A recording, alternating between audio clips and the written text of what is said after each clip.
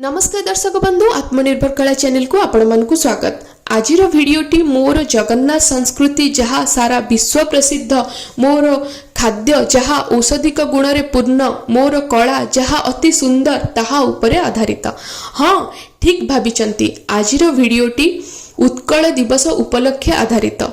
मु ओडिया भारी बढ़िया एबे समस्ते कहउचंती। एही ओडिया को बढ़िया करबा को केते लोक तांको जीवनर समस्त समय ओडिया भाषा पछरे लगैछंती। आमे जानंती कि उत्कल बोली गोटिए निर्दिष्ट भूखंड नथिला।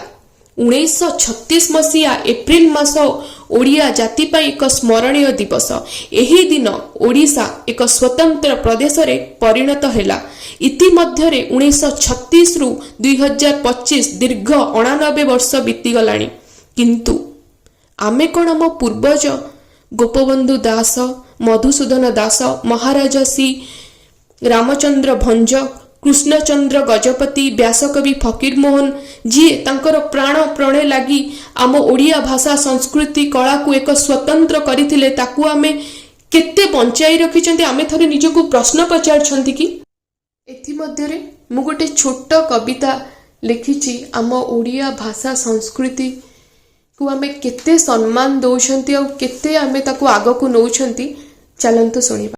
मु ओडिया गर्वरे मु कहूछि, मु ओडिया गर्वरे मु कहूछि। ओडिया अक्षर चिन्हि न पारुछि, इंग्राजी रे भाषण मारी निजको उच्च मन करूछि। ओडिया भाषा रे दस्तखत करबाको हाथ मोर पछाउछि।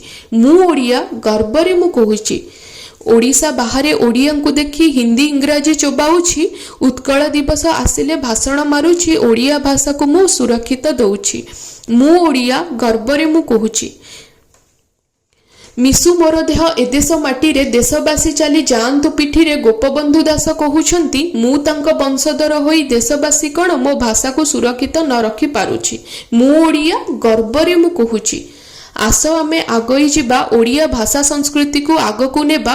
ए दल से दल न होई ओडिया भाईचारा रखी आम ओडिशा को सर्वश्रेष्ठ राज्य करिबा। मु ओडिया गर्वरे मु कहूछि। जय जगन्नाथ जप करूछि। मोर कहिबार अर्थ नथिला आमे किछि नुआ शिखिबानी कि नुआ जानिबानी नुह।